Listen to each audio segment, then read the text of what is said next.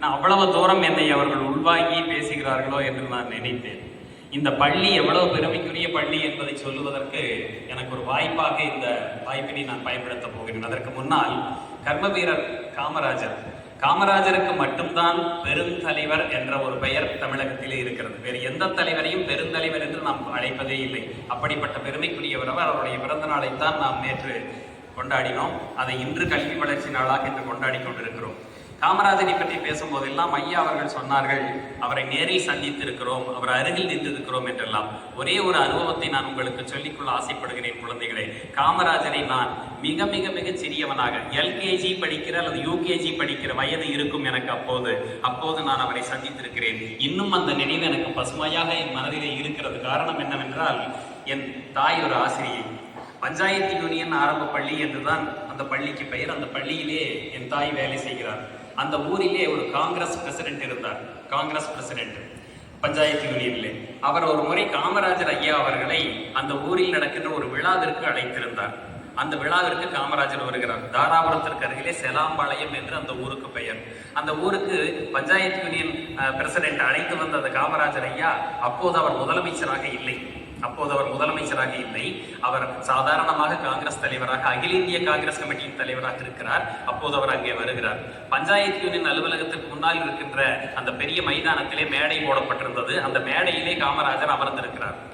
காமராஜர் எல்லாம் அப்போது காங்கிரஸ்காரர்கள் எல்லாம் கீழே தான் அமர்வார்கள். இதை போல ஒரு ஜமுக்காலம் விரித்து பெரிய திண்டு ஒன்று வைத்து அந்த திண்டிலே சாய்ந்து அமர்ந்து கொள்ளுகிற அந்த தன்மையோடு தான் அவர் அமர்ந்திருந்தார்.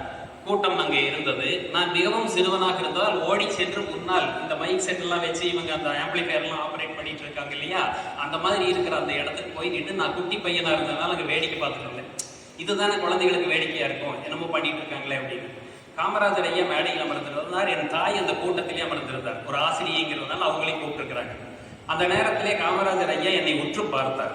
மேலே உட்கார்ந்து கருகருவென்ற உருவம், வெள்ளையான மீசை, மிக கம்பீரமான ஒரு உடம்பு, அப்படியே சாய்ந்து அமர்ந்து கொண்டு என்னை பார்த்தவர், இங்க வாடா அப்படின்னாரு. குட்டி பையன் அங்க போய் முன்னால் நின்றுருக்கேன். இங்க வாடா அப்படின்னா நான் பயந்துட்டு அந்த கூட்டத்துல திரும்பி திடுன்னு ஓடுறேன். ஓடி போய் எங்க அம்மா கிட்ட நின்றுட்டேன். மேடையில் நின்றிருந்த ஒரு சில காங்கிரஸ் தொண்டர்கள் என்ன செய்தார்கள், ஓடுறான் பாரு அப்படின்னு இறங்கி வந்து என்னை அப்படியே கட்டி தூக்கிட்டு வந்துட்டாங்க. குழந்தை தானே, தூக்கிட்டு வந்து காமராஜர் ஐயாவுக்கு முன்னால் நிக்க வச்சுட்டாங்க. இவர் என்ன செஞ்சாருன்னா, ஏண்டா ஓடுன, பயந்துட்டியா அப்படின்னு கேட்டு என் தலையில் இப்படின்னு தொட்டார். என் தலையில் இப்படின்னு தடவுனாரு.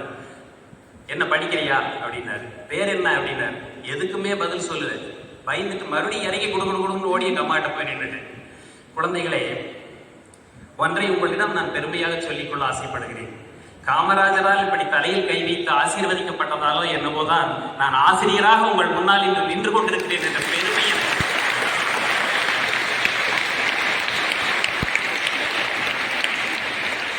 அது மட்டுமல்ல, இந்த பள்ளியின் ஆடிட்டோரியம் கட்டி முடித்த பிறகு ஒரு விழாவில் வந்து நீங்கள் பேச வேண்டும் என்று அழைத்த போதெல்லாம் என் உடல்நிலை காரணமாகவும் பல்வேறு விஷயங்களின் காரணமாகவும் என்னால் வர முடியவில்லை. அது நம்மால் நிர்ணயிக்கப்பட்டது அல்ல, காமராஜரை போன்ற பெரியவர்களால் நிர்ணயிக்கப்பட்டது. அதனால்தான் கல்வி வளர்ச்சி நாளாகிய காமராஜரின் பிறந்த நாளுக்கு நான் வந்து இங்கே பேசிக்கொண்டேன்.